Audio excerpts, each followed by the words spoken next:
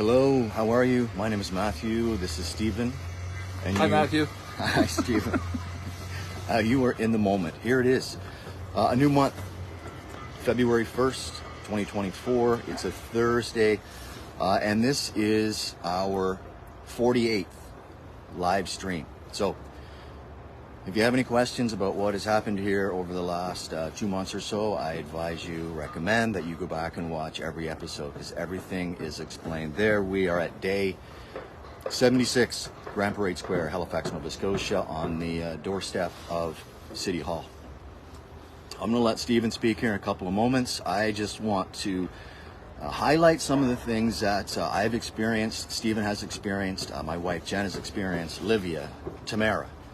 Any one of the unhoused residents here and all the volunteers, what we have experienced since the last time we spoke, which was on the 22nd. So it was last Monday, the last time we did a live stream, and that'll be a hard date to forget because, well, we had a fire here.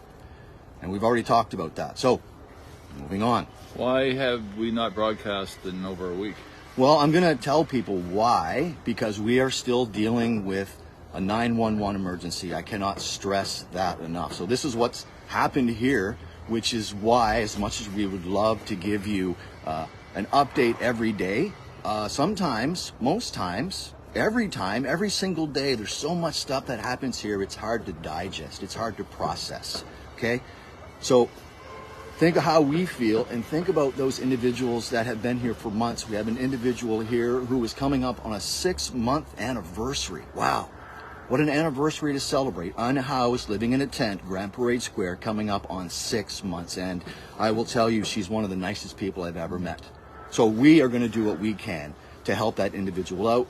Our mandate has never, ever changed. I want to give a shout out to Lucas as well. Absolutely. Lucas is one of the street navigators he works for. And I don't mean to interrupt you, but I think it's important. And the reason why you mentioned one of our residents, he's been working with that individual to try to find a home for her, and that we're getting close, but there's a lot of apprehension about moving out of a secure spot. Mm-hmm. And Lucas works for the Downtown Business Development Corporation, whatever their official title is, along with the Spring Garden Road Association, and they're working very, very hard to get the unhoused housed as well. And Lucas is a veteran of 20 years plus, very well respected, and we love him, and not a moment that doesn't go by that he's not helping the unhoused as well. Sorry. Thank you. No worries. Thank you, Stephen. So some of the things that I've witnessed here since the last time we did a live stream, this is our 48th live stream, we're day 76. Just an incredible experience, and maybe Stephen will talk about this when he speaks, but what we're doing here, we're changing lives, we're saving lives, and we're a support system for family members who have individuals here. Unfortunately, Stephen had a visit from Brad's mother within the last few days. We were there that day when that tragic event happened, and we're still there for the family. We have no training in this. We're two compassionate individuals, and we are learning as we go. We are doing the best that we can, and being the ear for someone, being there to comfort someone. If that's what we need to do in that moment, then that's all we need to do. That's all we need to do in that moment. We had a resident here who has been here for a while, found his way into a local shelter, and missed a curfew, and was kicked out of that shelter in the middle of the night. He slept on the street that night and showed up back here the next day. So people come and go out of encampments. I cannot stress that enough. We had an individual here who's still here. She showed up a couple of weeks ago. I couldn't believe the condition that she was in. It was amazing that she was still walking. We had to call 911 because her drink of choice is hand sanitizer. Think about that. Yeah, this is real. This is real stuff. We're not making this up. That's what we're dealing with. Yeah, and she was also released from the hospital and slept here outside because there was no place to go originally. And she was near death when she got released from the hospital. Yes, so, absolutely. And they told her to go to Grand Parade Square. We have residents here. One resident in particular, I'm not going to give any names, but he has gone up one side and down the other of the mayor and a councillor. They're frustrated here. They're angry here. And they're not afraid to let you know. You've probably seen many of the individuals on your local newscast. They're more than a sound bite. So I will say this right now, not to get lost in the conversation here, but I invite you to come down. Come down and meet these individuals. Only then can you make a decision or have any type of judgment. I know there's lots of backlash. I know there's lots of social media negativity. I'm going to be honest with you right now, I don't pay attention to it because all my energy is spent right here. So I'm sorry if I don't respond to comments. That's just what I'm saying in this live stream is what I need to say.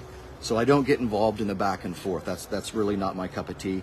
You're not taking any energy from me. You're not renting any space in my head because all my time is invested right here along this guy, right beside this guy here.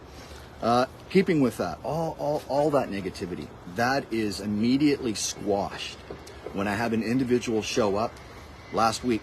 Again, this is why we're not doing live streams every day because there's so much going on here. We had a lady who showed up here last week from Sheet Harbor, specifically drove here with a donation and to share a story because her brother is somewhere in the city, an addict. So myself and two other unhoused individuals, we got to know Gail in that 10-15 minute exchange. So those exchanges completely nullify any negativity that's going on out there. So keep that in mind. I celebrated my 51st birthday. So I'm a little bit older than the last time we did a live stream. Birthday. We've had assaults here. We've had multiple calls to 911. We've had multiple paramedics here. Detox. People coming and going. People going to the shelter and coming back here. We had 2 individuals that left because of the storm. They went to the shelter and they're back.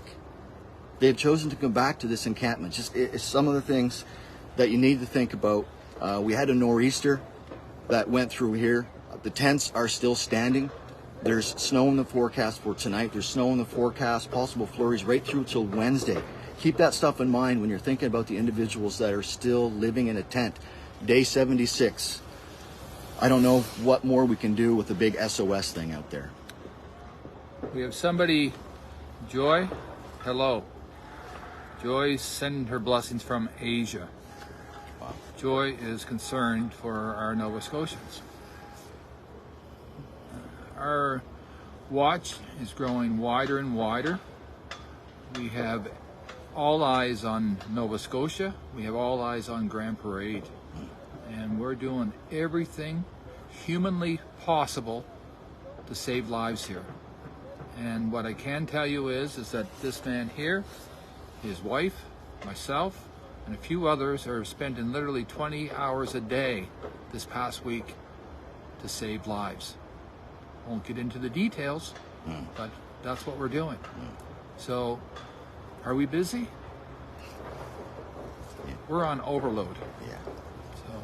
So that's all I wanted to say. Look, this has been this is our 48th live stream. They have evolved in conversation, in tone. Look at me. Look at me. It's been 76 days and counting that I won't soon forget. And I'm documenting everything. I've been journaling for my entire life. So I'll close by saying this: if you're super busy on your computer with your misinformation and just you don't really know what's going on, come on down, please. I've been asking you for 76 days. To all the warriors, to all the keyboard warriors, come visit us. we need help. We need volunteers. We need people just to come have conversations with our residents. We had Loblaws. They were on a scavenger hunt yesterday afternoon, and they happened to stop by, and they were curious. And the next thing you know, there was a little gift card given.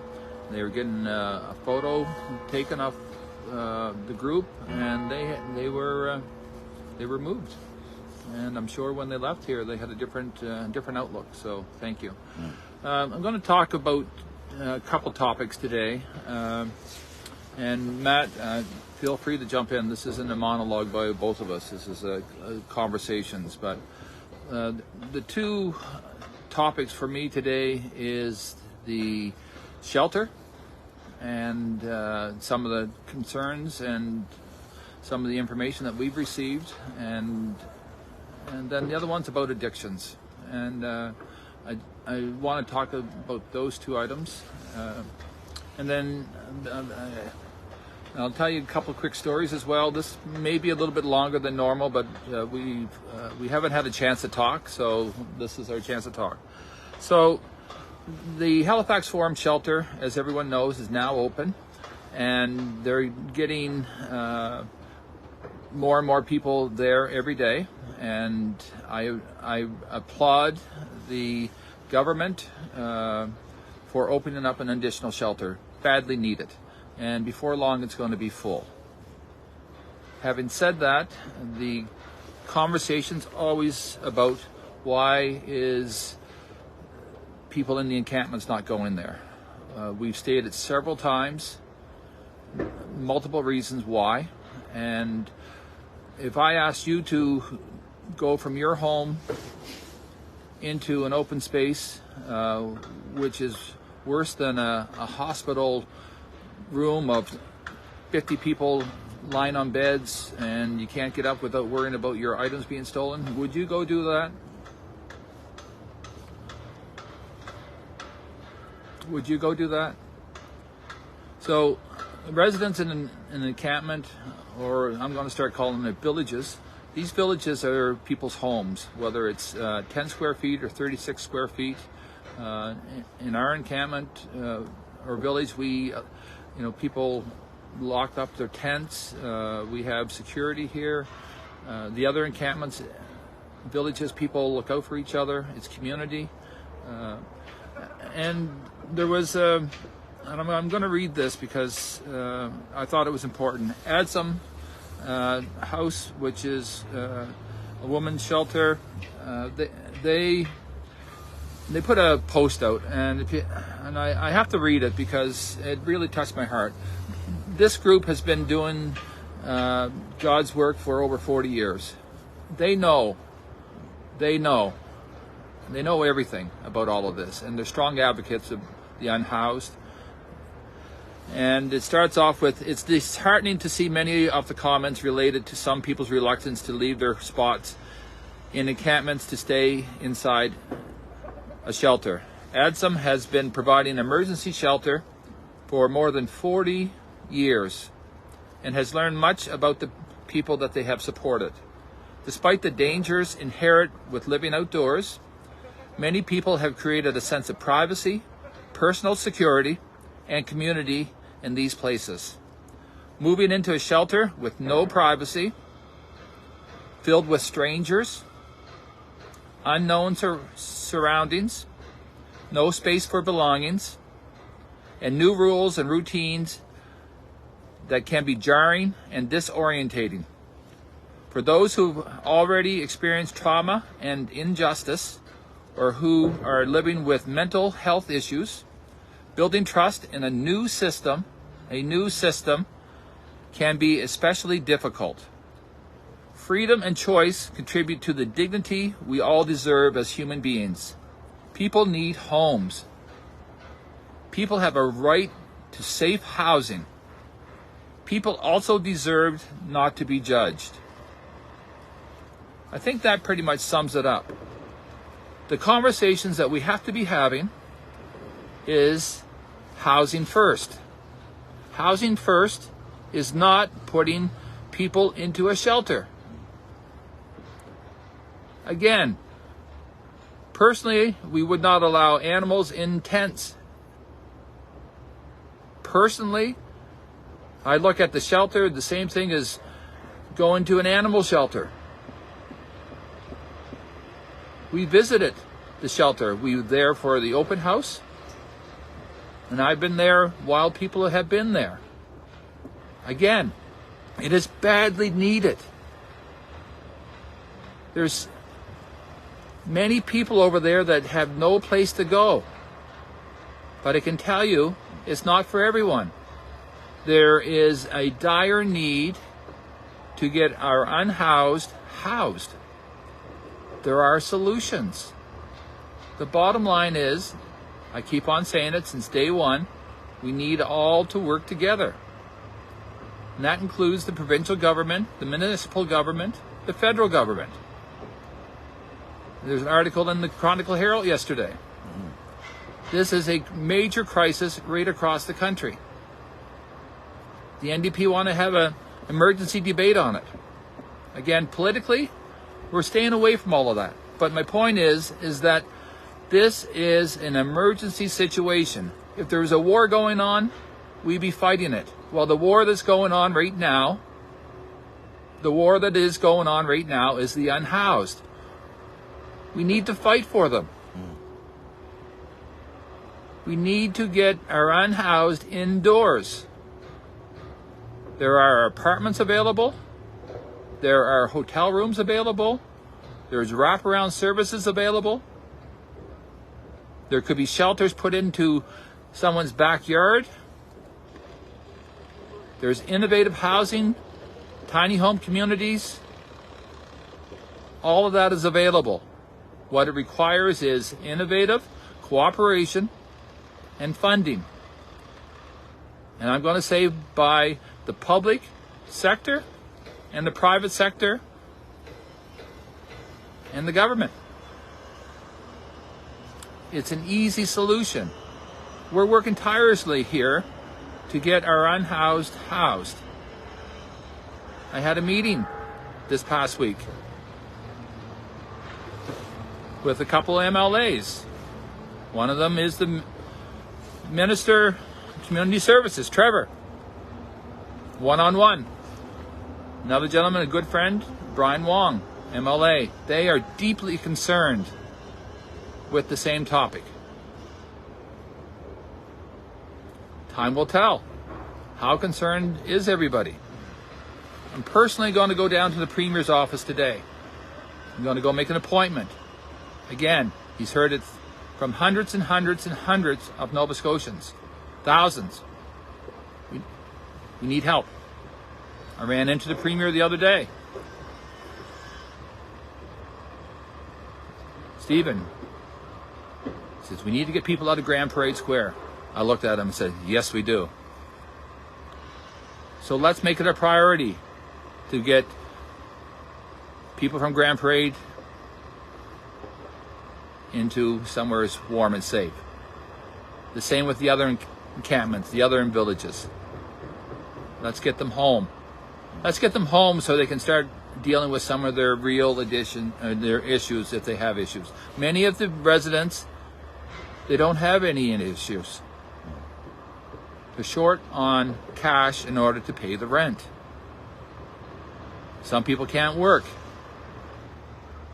A lot of people have addictions. Let me ask you, how many out there have addictions? You have an addiction to a phone?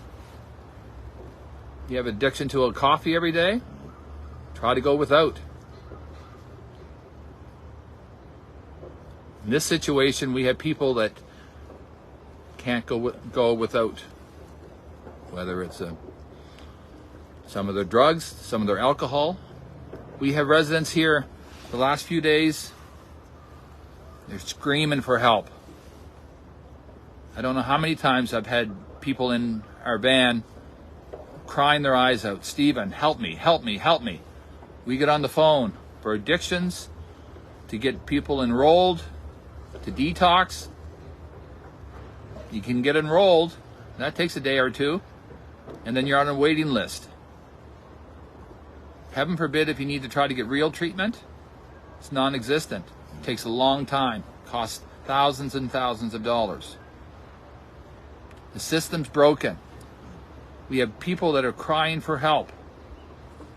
I'm going to talk to somebody in the next hour. They were doing really well for a couple of weeks. Stopped drinking. They're waiting to get into a program. Unfortunately, the bottle got the best of this individual. So we have to restart, reboot. We're not giving up. This past week, horrific situation happened here. One of our residents literally got stabbed by a needle. Somebody was trying to kill this individual. Narcan kit. One of our residents saved this person's life. We called the ambulance. We called the police. This individual is begging us. I can't live this life anymore. We're helping. We sent him to the hospital. A few hours later, he's released. Nowhere else to go. We're helping. That's all I can say about that.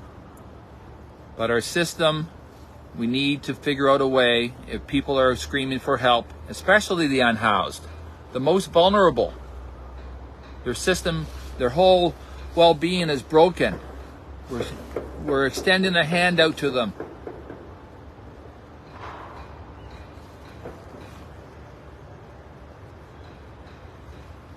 What will it take to get our unhoused housed?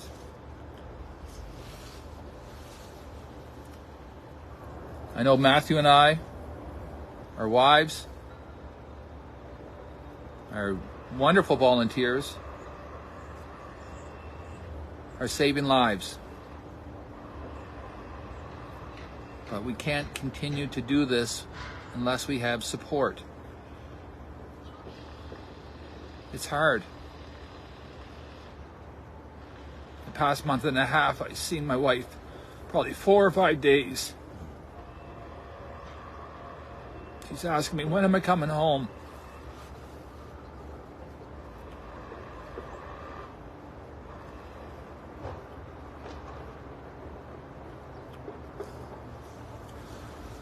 We have wonderful people that are supporting us.